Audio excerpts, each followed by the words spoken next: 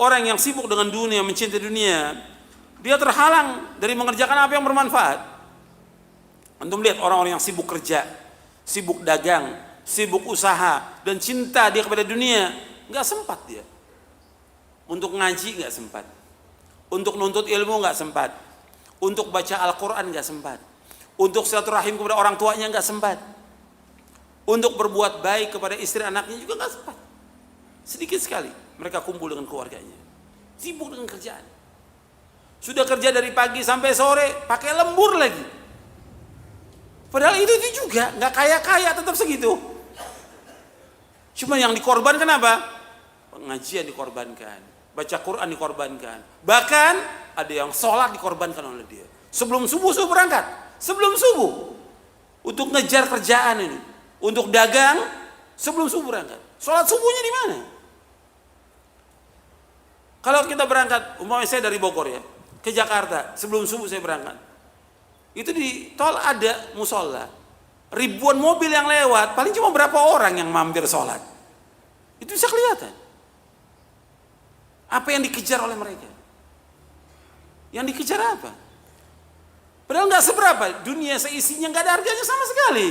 Seandainya orang mendapatkan gaji 1 miliar, 1 miliar, bukan 5 juta, bukan 10 juta, 1 miliar, nggak ada artinya apa-apa. 1 miliar, nggak ada artinya apa-apa. Atas 100 miliar dia punya uang, nggak ada artinya apa-apa. Makanya kita jangan terpesona dengan orang-orang kaya. Kita ini kadang-kadang sibuk melihat orang kaya, Masya Allah luar biasa. Nggak ada artinya apa-apa.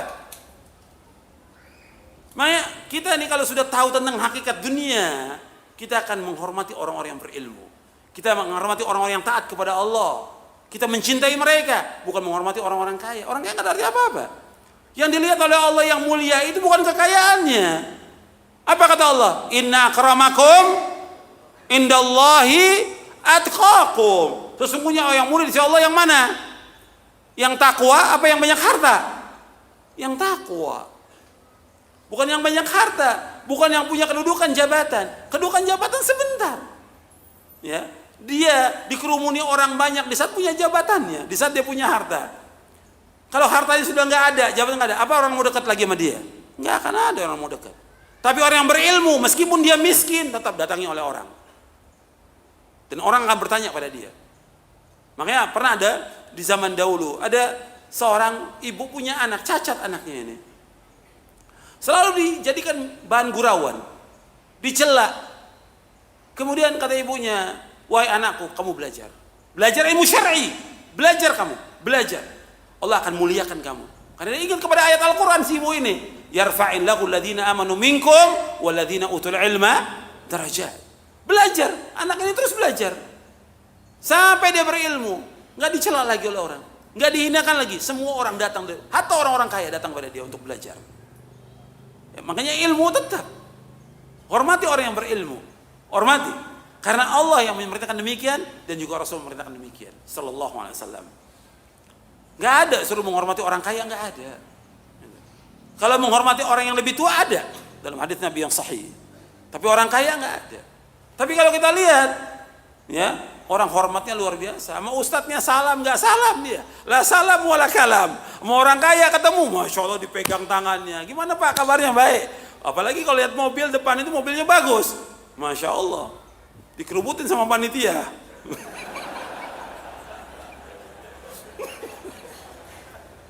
Allahul musta'an.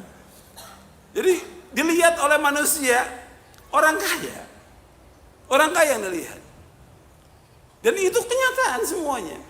Hatta dalam pandangan sebagian ustadz juga ya, yang dilihat orang kaya. Dalam Islam bukan orang kaya, orang yang bertakwa kepada Allah, nggak ada nilainya orang kaya itu. Makanya kalau kita sudah tahu hakikat dunia, nggak ada artinya orang-orang itu.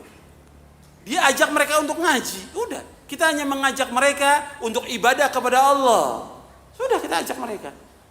Kalau mereka dari hartanya mau bantu masjid, mau bantu pondok, buat dia, bukan buat kita. Bukan buat pribadi kita, buat dia di akhirat pahalanya, bukan buat kita. Kita hanya mengajak. Tapi jangan kemudian kita dekati orang-orang kaya itu sampai kita tunduk pada mereka, jadi budaknya mereka. Nggak boleh dalam Islam. Banyak yang jadi budak, termasuk ustadz banyak yang jadi budak orang kaya, bodoh. Gitu. Nggak boleh dalam Islam. Dia ajak mereka untuk ngaji, memahami tentang agama yang hak. agar mereka faham tentang Islam, melaksanakan Quran dan Sunnah. Sampai si ustaz nggak berani negor si orang kaya ini yang jelas melanggar syariat, berbuat maksiat. Karena apa? Uangnya dibeli hatinya dengan uangnya, nggak boleh dalam Islam.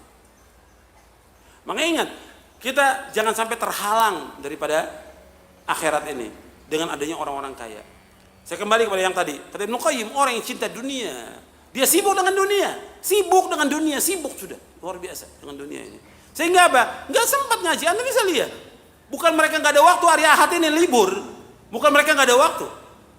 Jutaan manusia punya waktu mereka, tapi mereka nggak gunakan waktunya untuk ibadah kepada Allah, nggak digunakan untuk mengaji, nuntut ilmu, untuk baca Al-Quran, baca buku yang bermanfaat, untuk silaturahim kepada orang tuanya yang melahirkan dia dan mengurus dia, berbakti pada orang tua. Nggak digunakan oleh dia. Makanya melalui justru dia di sini sebutkan membuat manusia tidak sempat terhalang melakukan sesuatu yang manfaat bagi dia di akhirat. Akibat apa? Kesibukan dunia. Banyak yang manfaat buat dia ditinggalkan. Padahal yang kita cari semua yang manfaat. Nuntut ilmu bermanfaat. Baca Al-Quran manfaat. Silaturahim pada orang tua manfaat. Dan yang lainnya lagi. Itu banyak tidak digunakan oleh mereka.